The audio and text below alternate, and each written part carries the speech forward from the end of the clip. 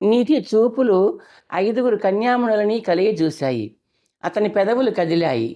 పురాణ కాలంలో రాక్షస గురువు శుక్రాచార్యుడు కుబేరుడి సర్వసంపదల్ని స్వాధీనం చేసుకుని రాక్షస రాక్షసరాజు పరం చేశాడు.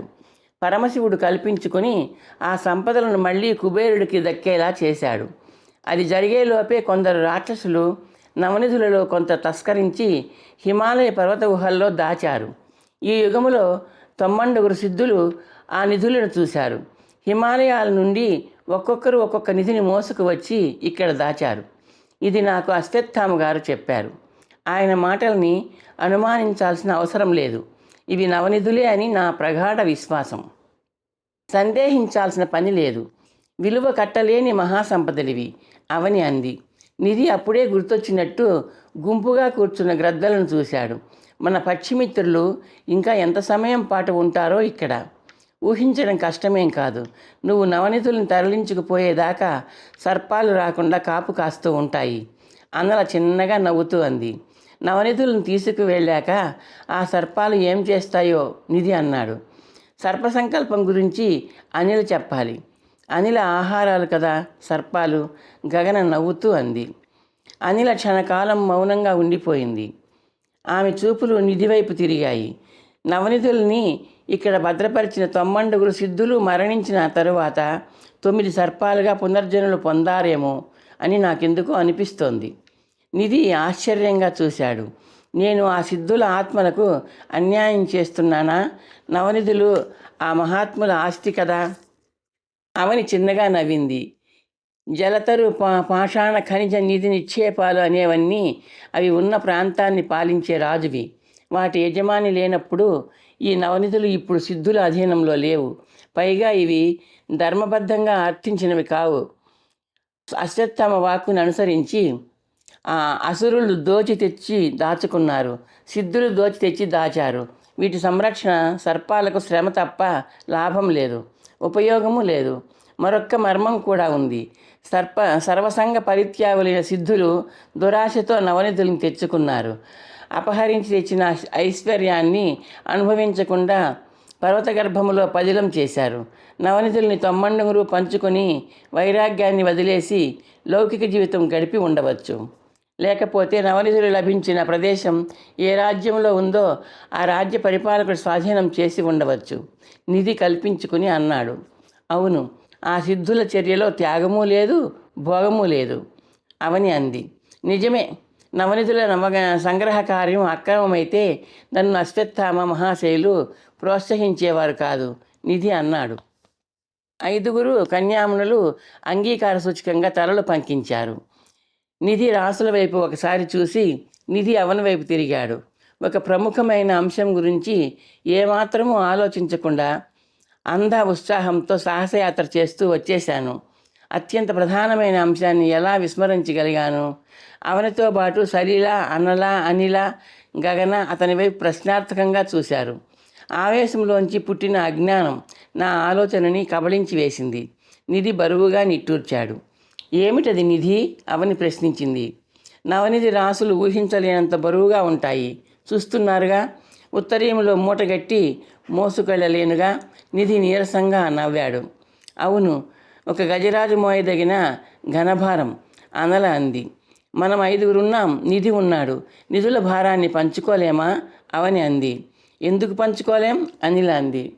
నిధి ఉత్సాహంగా చూశాడు. నేను నా ఉత్తరీయము చెరో 2 చొప్పున 4 నిధుల్ని మోస్తాం. మీలో ఒక్కొక్కరికి ఒక్కొక్క నిధి. అభ్యంతరం లేదు గగన అంది. ఎలా తీసుకెళ్ళాలి? నిధులను నిక్షేపం చేసే సాధనం? నిధి అనుమానం వ్యక్తం చేశాడు. సిద్ధులు నిధి రాసుల్ని దోషులతో తెచ్చి ఉండరుగా. ఏ పాత్రల్లో వేసుకునో గుడ్డలో మూట కట్టొచ్చో తెచ్చి ఉంటారు అనిల అంది. నిధి రాసుల క్రింద రాతి రంగంలో కలిసిపోయి ఏదో వస్త్రం లాంటిది ఉన్నట్టుంది చూడు అవని అంది. నిధి రాసుల్ని పరిశీలనగా చూస్తూ నిధి క్రిందికి వంగి ఒక రాశి అడుగు భాగాన చేత్తో తడిమాడు. ఏదో గరుకుగా తగులుతోంది. రాశిగా ఉన్న రత్నాల్ని పక్కకు తోస్తూ చూశాడు. అతని కళ్ళు మెరిశాయి. నారచీరలాగా ఉంది అన్నాడు నిధి. నారచీర? అనల అంది.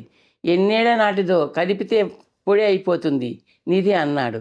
లాగి చూద్దాం నిధి, సరిళ అంది. నిధి నారచీరలా కనిపిస్తున్న దాని అంచు పట్టుకుని సున్నితంగా లాగాడు. నారచీర తెగిపోలేదు. నిధి ఇంకా బలంగా లాగాడు. గోధుమ రంగు పోగులతో ఉన్న నారచీర అతని బలానికి లొంగలేదు. నిధి సాలోచనగా పిడిబాకును తీశాడు. నారచీరను కోసే ప్రయత్నం చేశాడు. సునిశ్చితంగా ఉన్న బాకు పదను దాని మీద తన ప్రభావం చూపలేదు. నిధి తలపైకి తలెత్తి కన్యాబృందం వైపు ఆశ్చర్యంగా చూశాడు. నారచీరలా కనిపిస్తోంది కానీ నారచీర కాదు అన్నాడు. ఏదో పటిష్టమైన లోహతంతువుతో వస్త్రాకారంలో అల్లినది కావచ్చు నిధి అని అవని అంది. అవును, నిధుల్ని మూటలుగా కట్టడానికి ఉద్దేశించిందే, నిధి ఉత్సాహంగా అన్నాడు. మూటలుగా కట్టేద్దాం నిధి.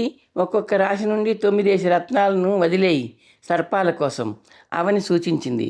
నిధి మెప్పుగా తల పంకించాడు. మంచి ఆలోచన అన్నాడు చిరునవ్వు నవ్వుతూ. పద్మనిధి ముందు కూర్చున్నాడు. పద్మాకార రత్నాలను ఒక్కొక్కటిగా తీసి పక్కన పెట్టాడు. మడత పెట్టి రత్నాల కింద పరిచిన లోహ వస్త్రాన్ని తీసుకుని మడత విప్పాడు. నేల మీద పరిచి 9 వదిలేసి మిగిలిన రత్నాలను మధ్యలో ఉంచి మూట కట్టాడు. నిధి కార్యక్రమాన్ని అర్థం చేసుకున్న అవని, సలిల, అనల, అనిల, గగన రాసులుగా ఉన్న నిధుల్ని వాటి క్రింద పరిచిన లోహ వస్త్రాల మీద నుండి తీసి ఎడంగా పెట్టసాగారు. నిధి 2 భుజాల మీద 2 మూటల్ని పెట్టుకున్నాడు. పంచభూత కన్యామణులు ఒక్కొక్కరు ఒక్కొక్క మూటను 2 చేతులతో ఎత్తి పట్టుకున్నారు. నిధి వాళ్ళ వైపు విచారంగా చూశాడు.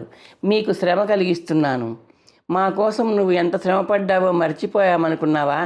పదనిధి, మేము నీ రుణం తీర్చుకోవాలి అవని అంది. మిగిలిన 4 అవునవును అన్నారు. నిధి సొరంగ మార్గం వైపు అడుగులు వేశాడు. అవని, సలీల, అన్నల, అనిల, గగన మూటల్ని అవలీలుగా మోస్తూ అతన్ని అనుసరించారు. సొరంగ మార్గంలోంచి అందరూ వెలుపలికి నడిచారు. జలం లేని లోతు బావికి దూరంగా వెళ్ళి పచ్చిక మీద నిధుల మూటల్ని పెట్టాడు నిధి. కన్యామణులు తమ చేతుల్లోని మూటల్ని కింద పెట్టారు. మీరు ఇక్కడే ఉండండి, లోపల ఉన్న 2 మూటలను తీసుకొస్తాను అన్నాడు నిధి. జాగ్రత్త, సలిల అంది. నాకు తోడుగా రక్షణగా విహంగమిత్రులు ఉన్నారుగా. నిధి నవ్వుతూ సొరంగం వైపు వెళ్ళాడు. లోపల నడుస్తున్న నిధికి ఆలోచనలు తోడుగా సాగుతున్నాయి.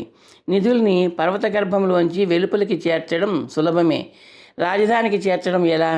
పంచభూత కన్యలు తను అశ్వము కలిసి 9 మూటల్ని మోస్తూ ఎన్నో యోజనాల దూరం నడవగలరా? తాను అలసిపోతాడు. అవని బృందం తప్పకుండా త్వరగా అలసిపోతుంది. అలసట అనేది లేకుండా నడక సాగించగలిగేది అశ్వం ఒక్కటే. పైగా బరువులు మోస్తూ జనావాసాలు దాటాలి. తనను అలౌకిక సౌందర్యమూర్తులైన పంచభూత కన్యలను జనం ఆశ్చర్యంగా చూస్తారు. మోస్తున్న బరువులు కూడా ప్రజలకి ఆశ్చర్యాన్ని, అనుమానాన్ని పుట్టిస్తాయి. ఏం చేయాలి? నవనిధుల్ని సురక్షితంగా రాజధానికి ఎలా చేర్చాలి? నిధి పర్వత గర్భగృహంలో ఆగి కదలకుండా కూర్చున్న చోటే ఉన్న గ్రద్దల్ని ఆశ్చర్యంగా చూశాడు. నవనిధుల రాసులున్న చోట్లలో 9 రత్నాలు కుప్పలుగా వెలుగులు చిమ్ముతున్నాయి. నిధి కట్టి సిద్ధంగా ఉంచిన మూటల వైపు వెళ్ళబోయాడు. ఈ కథ మీకు నచ్చితే లైక్ చేసి, షేర్ చేసి, సబ్స్క్రైబ్ చేస్తారని ఆశిస్తున్నాను.